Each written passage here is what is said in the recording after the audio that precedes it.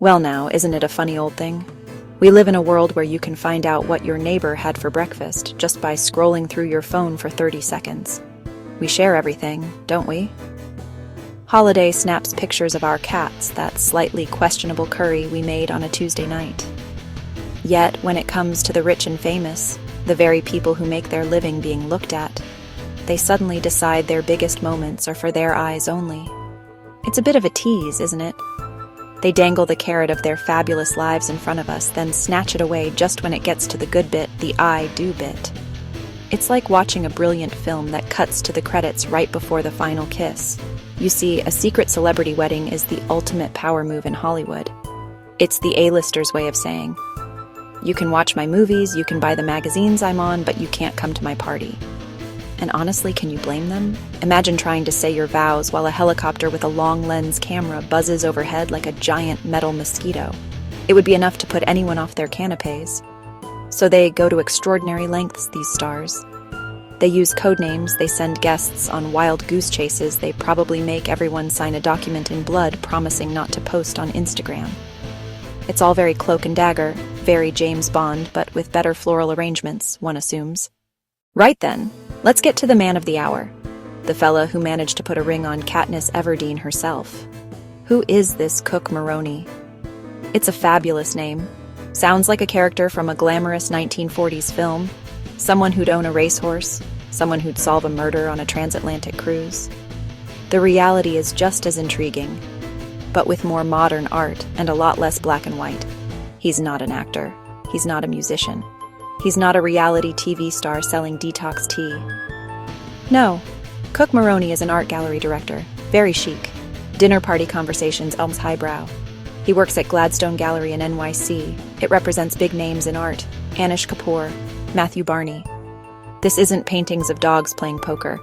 This is the real deal. Son of an art dealer. It's in his blood.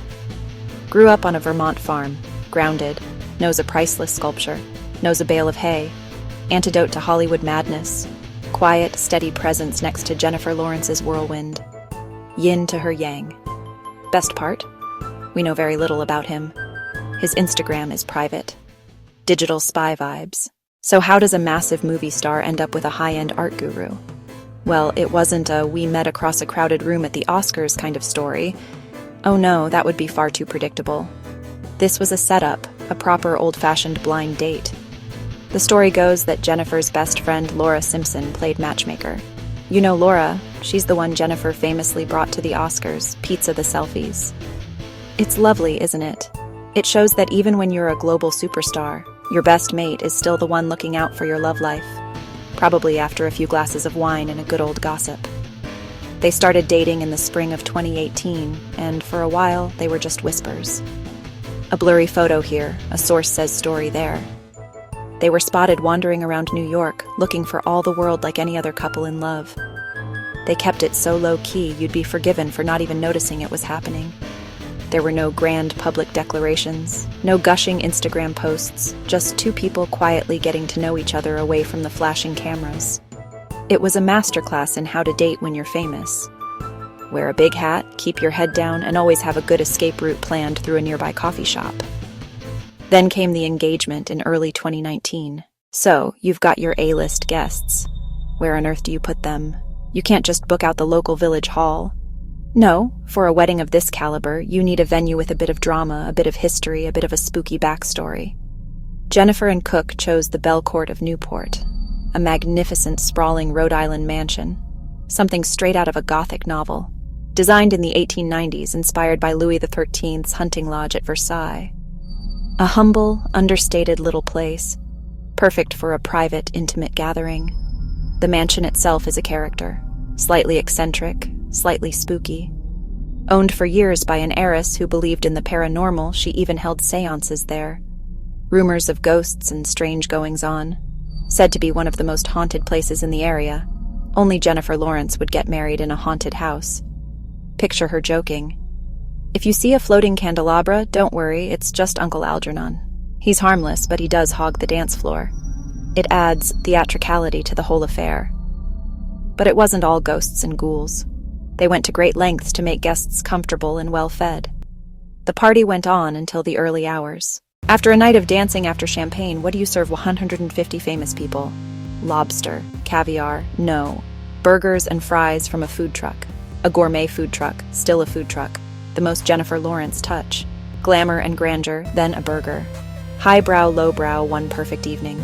The burger truck says it all. Elegant, exclusive, not stuffy, fun. A party by two people who wanted it to feel like a wedding.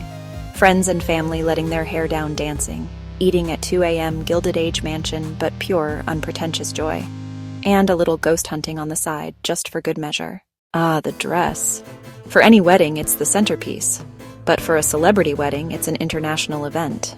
Months of speculation. Designers vying for the honor.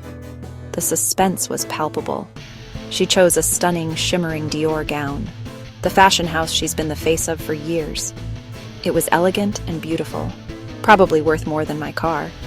But the best story isn't the dress. It was stored in a private hotel room the night before. That dress had better security than some world leaders. A secret wedding, and the rumor mill goes wild. Some whispers were delightful. A story said Jennifer and Cook released an Amazon registry. Can you imagine? A kettle and tea towels? The list reportedly included a GoPro, a fondue set, a copy of Getting to I Do. It felt normal and bizarre. It was later debunked. But for a moment, you could buy her a cheese board. The most persistent rumor was about phones. How do you stop 150 people taking pictures?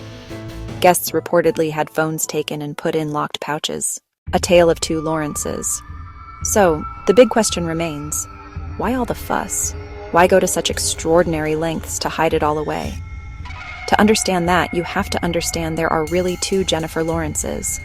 The Jennifer Lawrence we see on my chat show sofa, the one who falls over at the Oscars, the one who tells self-deprecating stories, the one who'd be brilliant fun on a night out. She's candid, she's clumsy, she's relatable. She built her brand as the opposite of a polished star. The girl next door, if she won an Oscar and led $1 billion franchise. But then there's the other Jennifer Lawrence, the one whose privacy was violated in the 2014 phone hacking scandal. That event changed everything. It was a brutal reminder people feel entitled to every part of her life. She spoke about it with strength and anger.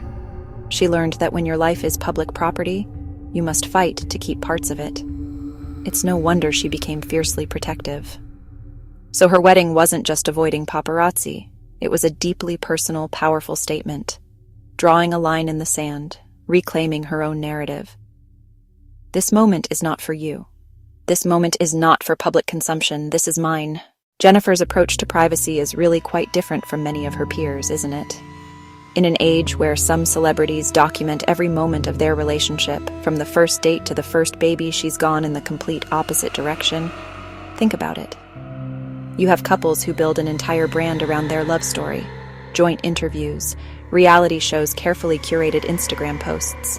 They monetize their private lives, turning their relationship into another product to be marketed. There's nothing wrong with that, of course. It's a choice.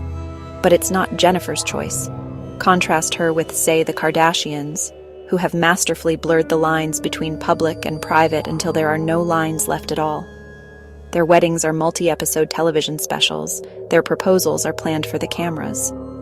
We know everything about them because their business is to make us know everything about them.